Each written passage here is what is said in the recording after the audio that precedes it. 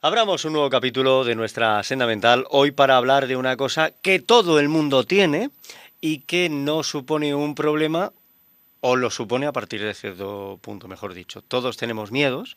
Los miedos obedecen a veces a cosas muy lógicas, como el instinto de supervivencia. O sea, es normal que tengamos miedo a algunos animales, a algunos bichos, a algunas circunstancias, ¿no? Al fuego, que le tengamos miedo. Todo esto es lógico. El problema es, hay algunos miedos que no se entienden, sobre todo desde la perspectiva del adulto. Y en los niños pueden suponer un problema. Y sobre todo a partir de cierta edad si no se superan. Y, y hay otros miedos que no se pueden evitar. No se puede capear el temporal y con esos miedos hay que aprender a vivir. Bueno, pues para hablar de todo esto nos acercamos a los centros Senda de la Asociación AMAS porque nos está esperando nuestra psicóloga infanto-juvenil y ahora mismo nos va a contar qué hay de los miedos. A ver si disipamos algunos. Pilar Martín Peñasco, bienvenida. ¿Qué tal? ¿Cómo estás? Buenos días. Pues nada, aquí esperando a ver qué podemos solucionar acerca de un tema tan importante como son los miedos en la infancia. Bueno, yo he intentado hacer un dibujo, pero un dibujo muy general, porque me imagino que Sí, lo dentro has de los hecho miedos. bastante bien, ¿eh? Gracias, gracias. ¿Ves? Hala, ya está. Ya hoy me voy a dormir contento, para que veas. Que digo, claro, he intentado esto, pero no sé yo si me dejo algunas cosas. Yo quiero que seas tú quien me hable de los miedos y me los defina. Sí, Emilio, pues es verdad que, a ver, los miedos en la infancia pues son una problemática que llega bastante a consulta, ¿no? Y por eso pienso que es importante abordarla.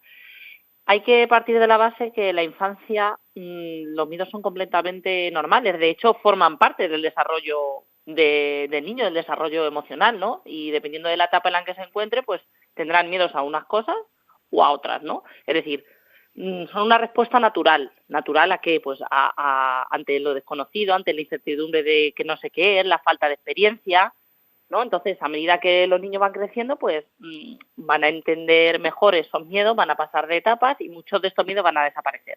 Sí es verdad que hay algunos miedos que pueden quedarse ahí estancados, ¿no? Que es lo que puede desarrollar, ¿no? Una fobia. Ujú. Entonces, estaríamos hablando de otra cosa.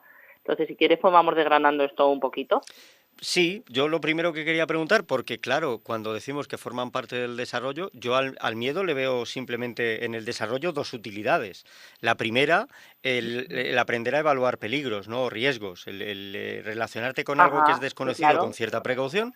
Y la segunda, ayudar un poco también a que ahí el papel de padres y madres sea el de consolar y el de hacer sentir seguro. Y entonces esa criatura como que algo de miedo pierde. Sí, efectivamente las dos cosas que apunta son ciertas, es decir, los miedos son adaptativos, es decir, como he dicho antes, es una respuesta natural ante algo, es decir, si yo no tuviera miedo a ver un precipicio, pues me tiro, Claro. obviamente, claro, entonces, claramente son adaptativos nos sirven para la supervivencia, ¿no? Y luego la parte de los papás, sí que es verdad que hay que tener cuidado, ¿por qué? Porque hay que utilizar estrategias que sean útiles para validar sus emociones y no consolidar esos miedos. ¿A qué me refiero? Obviamente, ¿qué pasa? Cuando un niño tiene miedo, pues los padres lo primero que hacen, o algunos, ¿no?, es la sobreprotección. Es decir, bueno, pues eso, quítaselo, que no lo vea, escóndelo, lo sobreprotegen, ¿no? Ya. Entonces, eso es algo que hay que evitar. La sobreprotección no permite al niño que pierda el miedo ante aquello a lo que le tiene, sino Ujú. lo contrario, que Claro. refuerza que no afronte, si no afronta, pues ese miedo persiste y Además, puede llegar a convertirse en un miedo mayor, ¿no? Que es claro. lo que llamamos la fobia, un miedo. ¿Cuándo es una fobia? Pues cuando es un miedo muy intenso, que el niño lo percibe como muy intenso por mucho tiempo o que limita en algún área la actividad o la Eso vida es. del niño o de la familia en la que convive, ¿no? Eso- Entonces ahí sí que puede convertirse en La, una fobia. la definición de fobia, como yo la entiendo, es el miedo irracional, Ujú, imposibilitante y no efectivamente. recuerdo cuál era el otro factor que tenía yo puesto en la definición de Sí, fobia ahora mismo. Mm. sí, pero efectivamente es un miedo que imposibilita, que se convierte en patológico, que es Ujú. decir, que interrumpe la normalidad de la rutina diaria. Eso es, ¿vale? Entonces ahí sí que hay que buscar ayuda, hay que tratarlo, ¿no? Bien. Pero los padres, algunas estrategias que yo sí que si te parece, les podría Sí, proporcionar, por favor, sí. ¿no?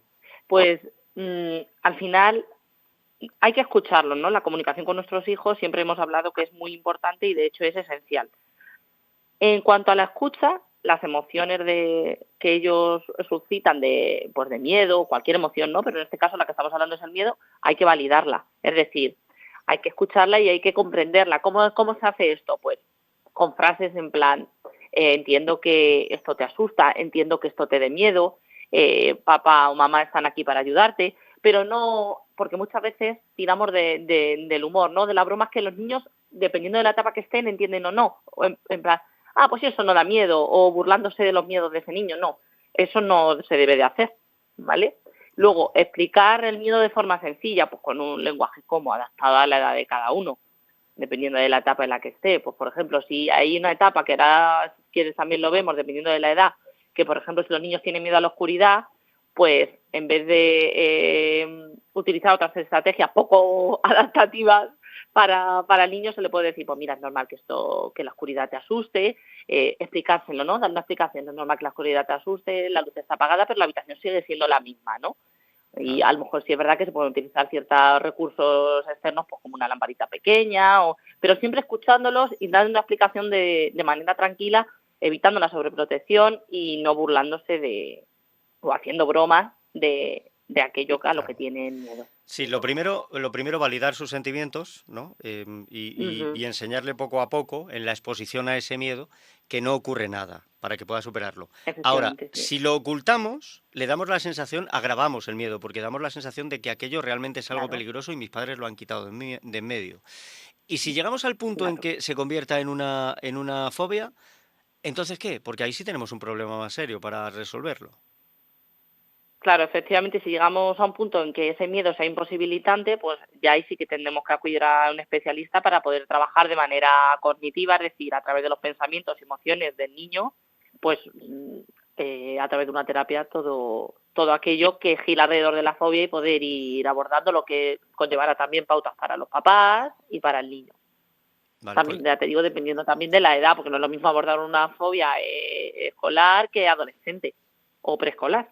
la edad y la generación, porque en mi época, si alguien tenía fobia a los perros, te decía, pues lo mejor es meterlo aquí en esta sala, que tengo yo un par de perros que juegue con ellos, ya verás cómo se le quita el miedo. La exposición a lo bruto, que normalmente había quien lo superaba, es cierto, pero muchos salían más traumatizados Sí, todavía. eso. Hombre, no, claro, efectivamente, no es lo más conveniente, ¿no? Ahí puede ser una exposición, pero con aproximaciones sucesivas, por ejemplo, puedes enseñarle una foto de un perro, que él vaya viendo a lo mejor un perro de lejos de alguien conocido, luego lo pueda tocar, o sea, poquito a poco, ya meterlo así directamente no es lo más recomendable, que hay algunos que a lo mejor sale bien, bueno, sí, no digo que no, pero claro, obviamente no es lo más recomendable. Hay otros trabajos mucho más efectivos y menos bruscos que ese. Y bueno, sí puede ser miedos. Lo que está diciendo también según la edad, pues por ejemplo, es muy común. Yo ahora mismo, por ejemplo, tengo un niño pequeño de 2 años, de 3 años, tiene miedo a la oscuridad. Sí, Está dentro de su etapa evolutiva, es decir, dentro de la etapa preescolar, pues que es de los 2 a los 6, si no recuerdo mal. Pues miedo a la oscuridad, a los monstruos, a quedarse solos, ¿no? Todo eso o sea, nosotros como padres debemos de saber también eh, cuáles son los miedos de cada etapa para poder normalizarlos y poder contar con ello, ¿no? A la etapa escolar, pues ya que entramos en primaria de los 7 a los 12 años más o menos, pues puede haber otro tipo de miedo, como por ejemplo muy común el miedo a perder a los seres queridos, sobre todo a las figuras de referencia, a los papás o a claro, las enfermedades, porque ya claro. entran en otro nivel de lógica y de deducción en el que ya ellos pues van abriendo su mente, ¿no? Y van viendo pues otros tipos de situaciones. Y luego ya, pues si hablamos de un poco más de adolescentes, que terminaría la pirámide de lo infanto-juvenil, antes del adulto, pues puede haber otros miedos totalmente diferentes. Miedo al rechazo social, sobre todo, por el círculo de iguales cobra muchísima importancia, o miedo a no cumplir unas expectativas, bien sean académicas, o bien sean en relación también a los padres. Entonces, bueno, pues dependiendo de cada etapa, está bien que tengamos ubicados los miedos para, ya te digo, para poder hacer esa jerarquía y ir sabiendo lo que nos va a ir tocando. Bueno, pues con un poquito de paciencia, con algo de comprensión, con mucha inteligencia emocional, la mayoría de los miedos se resuelven sin más problema. Pero cuando no somos capaces de hacernos con la solución a un miedo, cuando no lo superamos, cuando empieza a convertirse en un problema y antes de que sea mayor, pues saben ustedes que tenemos los centros Senda, 2 centros Senda de la Asociación AMAS aquí en Valdepeñas y que pueden contar con sus profesionales como con Pilar Martín Peñasco. Así que no lo duden, que todos tenemos miedos, pero cuando suponen un lastre para nuestra vida hay que actuar. Uno no se puede quedar, los miedos no se van solos nunca. Pilar, muchísimas gracias, como siempre. No sé si quieres apuntar algo más para terminar. Nada, simplemente lo has resumido tú muy bien. Un poco más que añadir, hay que trabajar los miedos, hay que aceptarlos también y si suponen algún problema, pues buscar ayuda de un especialista y estaremos encantados de ayudarle. Así que nada, muchas gracias por dejarme compartir este espacio una vez más. Nada, gracias a ti por ayudarnos a caminar y transitar esta senda mental y seguiremos recorriendo pues distintos puntos de nuestra psique en estos ratitos de radio. Un abrazo, Pilar, muchas gracias. Un saludo, gracias.